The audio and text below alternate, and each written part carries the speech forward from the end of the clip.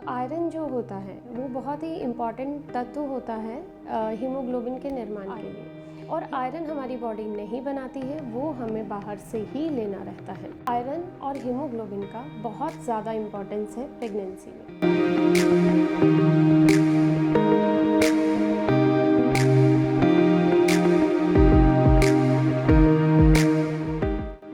Hello friends, welcome. मैं doctor Poonam मग्गो और आज हम बात करेंगे आयरन की गोली क्यों लेना ज़रूरी है प्रेगनेंसी में। तो सबसे पहले तो आपको ये जानने की ज़रूरत है कि आयरन क्या होता है, क्यों चाहिए होता है प्रेगनेंसी में, क्यों सारे डॉक्टर बार बार आयरन की गोली खाने के लिए बोलते हैं और क्या ऐसे फूड हैं जिनको खाने से आप का हीमोग्लोबिन और अच्छा रह सकता है। तो आयरन जो होता है वो बहुत ही इम्पॉर्टेंट तत्व होता है हीमोग्लोबिन के निर्माण के लिए। हीमोग्लोबिन हमारे ब्लड के निर्माण के लिए, आरबीसीज जो होती हैं ब्लड में, छोटी छोटी सेल्स होती हैं, उनके लिए चाहिए होता है। तो क्या करता है ये हीमोग्लोबिन? ये हीमोग्लोबिन हमारे लंग्स में से ऑक्सीजन लेके सारे बॉडी पार्ट में डिस्ट्रीब्यूट करता है और इस हीमोग्लोबिन के बनने के लिए चाहिए होता है आयरन।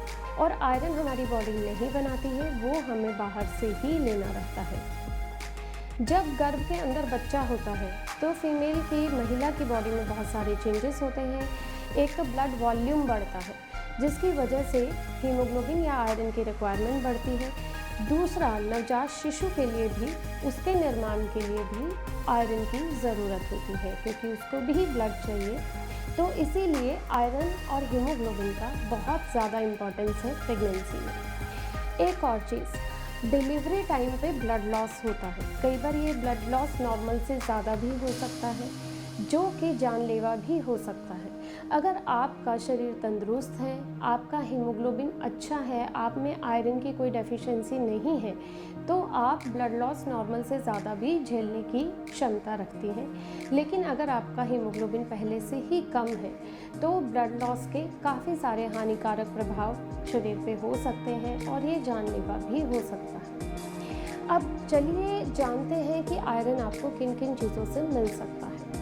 आयरन भरपूर मात्रा में रहता है नॉन वेजिटेरियन फूड में, लेकिन जो लोग स्ट्रिक्टली वेजिटेरियन हैं उनके लिए फूड्स के ऑप्शन थोड़े लिमिटेड हो जाते हैं क्योंकि थोड़ा सा आयरन कंटेंट तो मिलता है वेजिटेरियन फूड में, लेकिन ये बहुत प्रचुर मात्रा में नहीं होता है। जैसे कि सारी दालों में होता है, हरी पत्तेदार सब्जियों में होता है, गुड़ है, चना है, फ्रूट्स में एप्पल, अनार है, अंडा है, इन सब चीज़ों से हमें आयरन मिलता है। लेकिन आयरन आपको डेली लेना होता है। ऐसा नहीं आपने हफ्ते में एक बार पालक की सब्ज़ी खा ली और आपने सोचा मैंने तो पालक खा लिया, मुझे आयरन चला गया।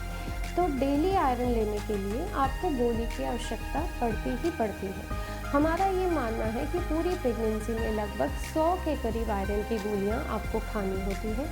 यूजुअली सेकेंड तिमाही में हम ये शुरू करते हैं, पहले 3 महीने कंप्लीट होने के बाद, क्योंकि पहले 3 महीनों में महिलाओं को नोज़िया, वॉमिटिंग, गैस्ट्राइटिस की प्रॉब्लम ज़्यादा रहती है, जिसलिए वो आयरन टॉलरेट नहीं कर पाती है। इसीलिए पहली तिमाही पूरी होने के बाद सेकेंड ट्राइमेस्टर से हम आयरन शुरू करते हैं, जो कि डिलीवरी टाइम तक तो कंटिन्यू रहता ही है। उसके बाद डिलीवरी के बाद वाले पीरियड में भी आयरन को लेना उतना ही ज़रूरी होता है, क्योंकि नवजात शिशु को मदर, जो न्यूली मदर होती है, न्यू मॉम ब्रेस्ट फीड करा रही होती है, तो उसको ब्लड की रिक्वायरमेंट, हीमोग्लोबिन की रिक्वायरमेंट आयरन की अभी भी बनी हुई रहती है।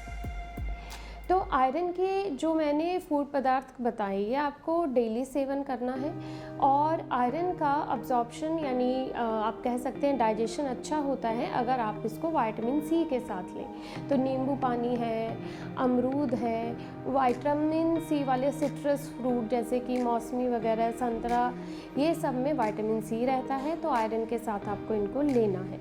इसके अलावा कैल्शियम जो है वो आयरन का अब्जॉर्प्शन कम करता है, तो आयरन की गोली के साथ आपको विटामिन सी के आप या तो फूड आइटम्स ले सकते हैं या विटामिन सी का टैबलेट ले सकते हैं, लेकिन आयरन और कैल्शियम आपको इकट्ठा कभी भी नहीं लेना है। मिनिमम टू मिनिमम 2 घंटे का गैप होना ही होना चाहिए। अदरवाइज़ आप कोशिश करिए कि एक टैबलेट आप मॉर्निंग में लें और दूसरी इवनिंग में लें। यहाँ तक कि आयरन की टैबलेट के साथ आपको दूध, चाय या किसी और तरह का डेयरी प्रोडक्ट का सेवन भी नहीं करना है। आयरन रिच फूड के साथ भी यही नियम अप्लाई होता है, उनके साथ भी आपको दूध, चाय या डेयरी प्रोडक्ट्स नहीं लेने हैं। अब आयरन की टैबलेट्स आपने ली, आपको सूट नहीं करी और आप छोड़ देते हैं बिना डॉक्टर को बताए। आयरन में डिफरेंट प्रिपरेशंस आती हैं, ये मैं बताना चाहूँगी, जैसे कि ferrous ascorbate, ferrous fumarate, chelated iron और भी कई तरह के आयरन के प्रिपरेशंस हैं जो आप चेंज कर करके ट्राई कर सकते हैं। जो भी आयरन जिस तरह का भी छोटा टैबलेट, बड़ा टैबलेट आपको सूट करता है, लेकिन आयरन आपको लेना है।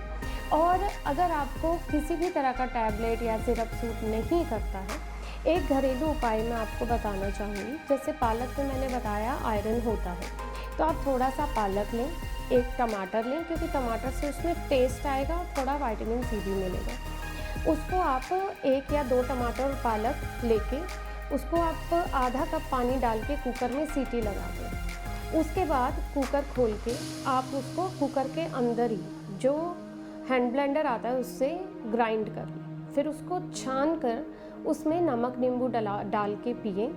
इससे आपका हीमोग्लोबिन काफ़ी अच्छा बढ़ेगा, क्योंकि आप ये डेली ले सकते हैं। ये आपको दूसरी चीज़ों में भी फ़ायदा करेगा। इसमें आयरन तो आपको मिलेगा ही, आपका पेट साफ होने में भी हेल्प करेगा, जो कि प्रेग्नेंट पेशेंट को यूजुअली कॉन्स्टिपेशन की दिक्कत होती है, वो भी इससे रिलीव हो जाती है। इसके अलावा ये सब करने पे भी अगर आपका हीमोग्लोबिन का लेवल मेंटेन नहीं रहता है, तो डॉक्टर आपको आयरन के इंजेक्शंस के लिए सजेस्ट कर सकते हैं। आजकल आयरन की डिफरेंट प्रिपरेशंस आई हैं, जिसमें से जो न्यूअर प्रिपरेशन है वो काफ़ी ज़्यादा सेफ़ हो गई हैं और एक ही बार में आपको आईवी आयरन, जो सलाइन में डाल के आयरन चढ़ाते हैं, इस तरह से आपको आयरन का इन्फ्यूज़न दिया जा सकता है। और अगर आपका डिलीवरी टाइम पे हीमोग्लोबिन कम पाया जाता है, क्योंकि आयरन का इंजेक्शन भी मिनिमम टू मिनिमम 2-3 हफ्ते का गैप होना चाहिए, क्योंकि उस इंजेक्शन से हीमोग्लोबिन बनने में बॉडी इतना टाइम लेती है। तो अगर उससे पहले आपका डिलीवरी का टाइम आ गया है, तो आपको उस टाइम पे ब्लड ट्रांसफ्यूज़न का ऑप्शन भी रह जाता है। आई होप मैंने आपकी काफ़ी सारी क्वेरीज सॉल्व करी होंगी। फिर भी अगर आपको कोई प्रश्न है जो आप पूछना चाहते हैं, तो नीचे लिख के कमेंट सेक्शन में लिख के पूछ सकते हैं। हम रखें आपका ख्याल।